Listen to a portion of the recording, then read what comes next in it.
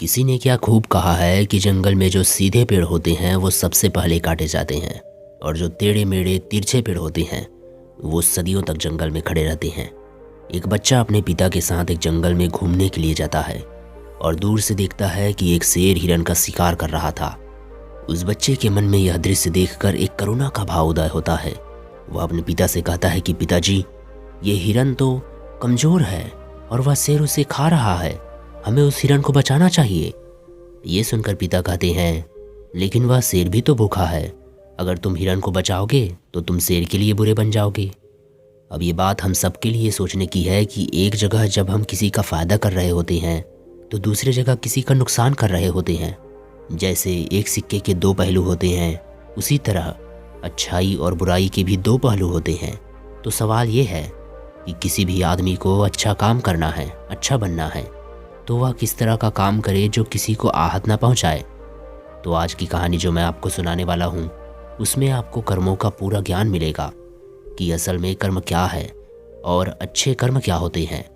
इससे पहले कि आप इस कहानी में खो जाएं, इस चैनल को सब्सक्राइब ज़रूर कर लें। तो चलिए कहानी शुरू करते हैं। बात उस समय की है जब गुरुकुल में शिक्षाएं हुआ करती थी। मतलब गुरुकुल में बच्चे सीखने के लिए जाते थे, वहीं पर रहते थे, वहीं पर प्रकृति का आनंद लेते थे और वहीं पर अपनी शिक्षाएं ग्रहण करते थे। ऐसे ही वेडोन गांव का मोहन नाम का एक युवक गुरुकुल में पढ़ाई करने के लिए जाता है।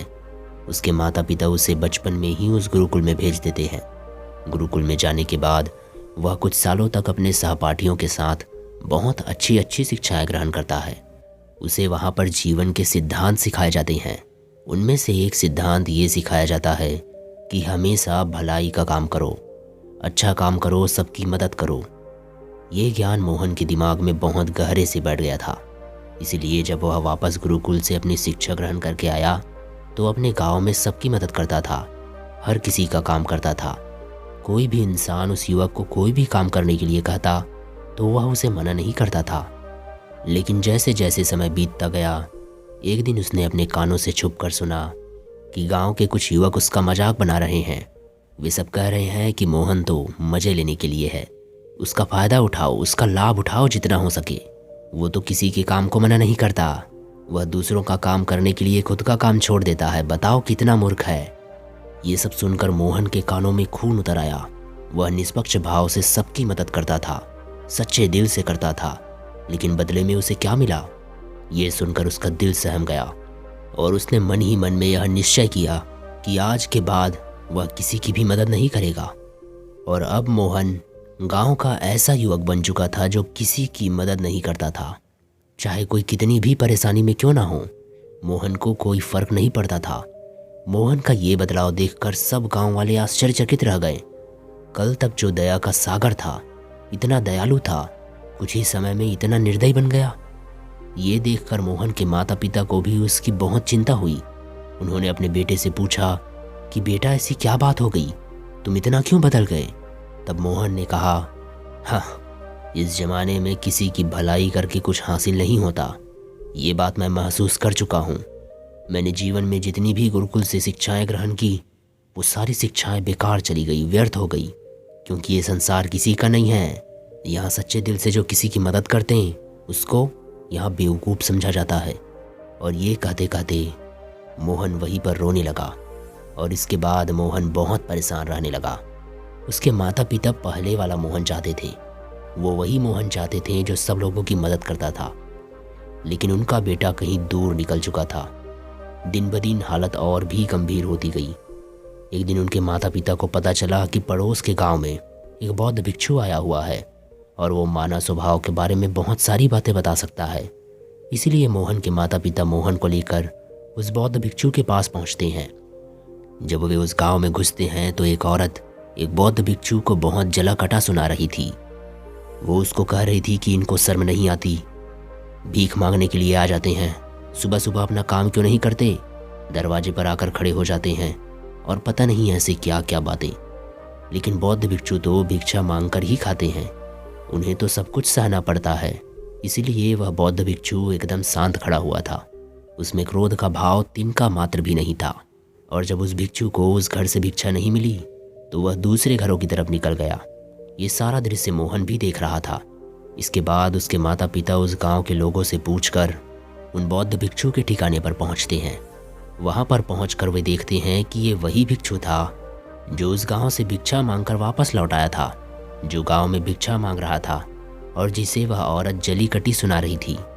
उसे देखने के बाद मोहन और उसके माता पिता ने उसे प्रणाम किया और वह वहीं पर बैठ गए।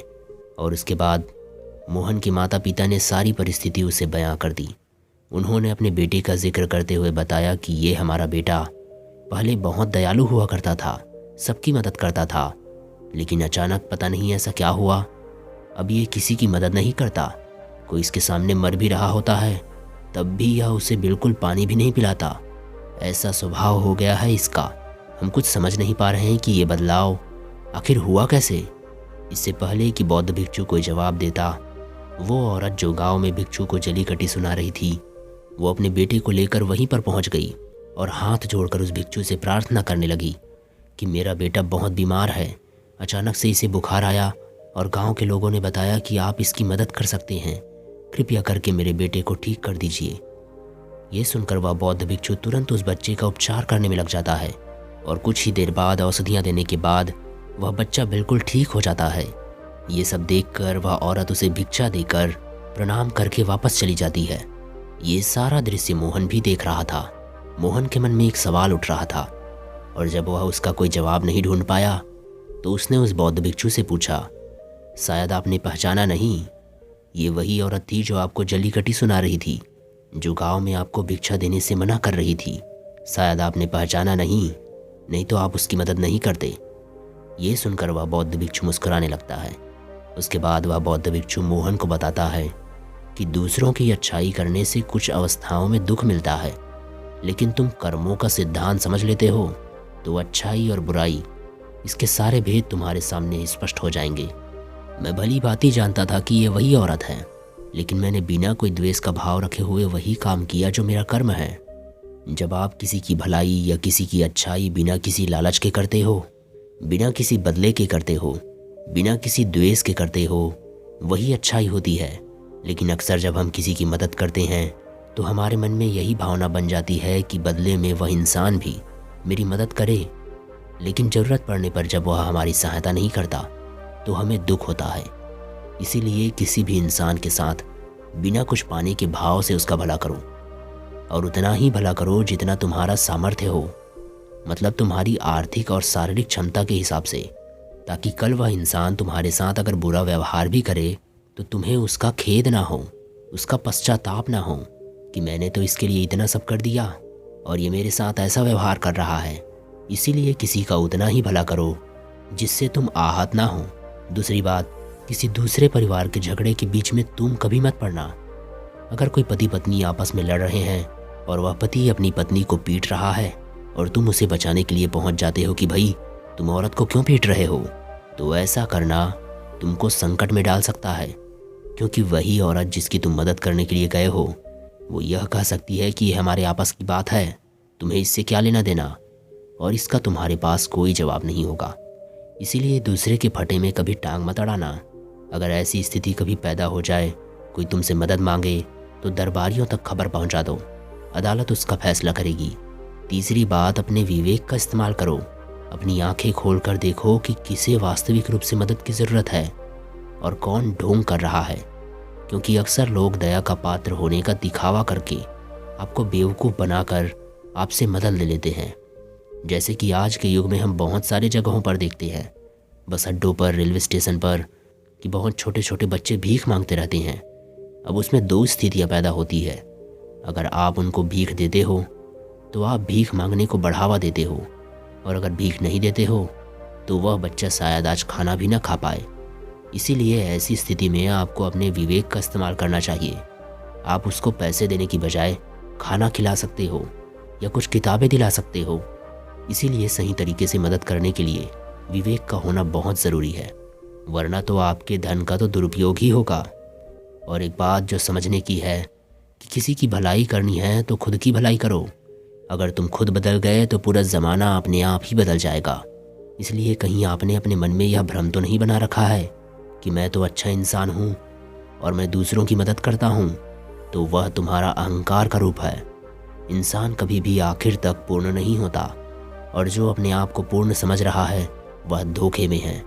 इसीलिए दूसरों को बदलने की बजाय खुद को बदलने पर ध्यान दें और आपको भीड़ में भी अकेला रहना सीखना होगा।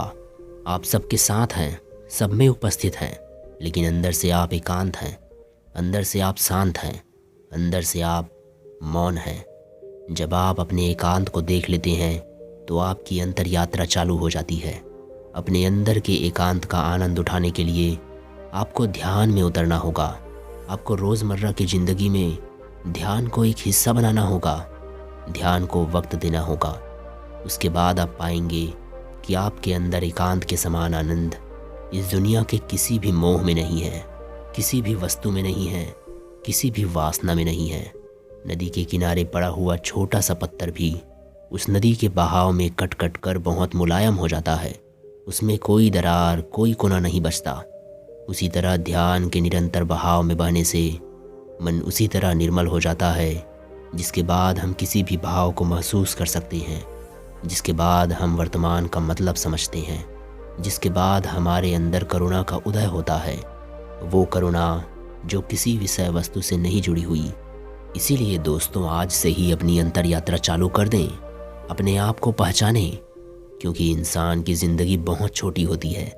पता नहीं कौन सी सांस अधूरी रह जाए, तो जो जीवन के पल बचे हैं उसे उस परमानंद में बिताओ। तो दोस्तों, कैसी लगी ये कहानी कमेंट सेक्शन में ज़रूर बताना, और अच्छी लगी तो इस चैनल को सब्सक्राइब ज़रूर करना। तो मिलते हैं आपसे अगली कहानी में, तब तक के लिए अपना ख्याल रखें। धन्यवाद।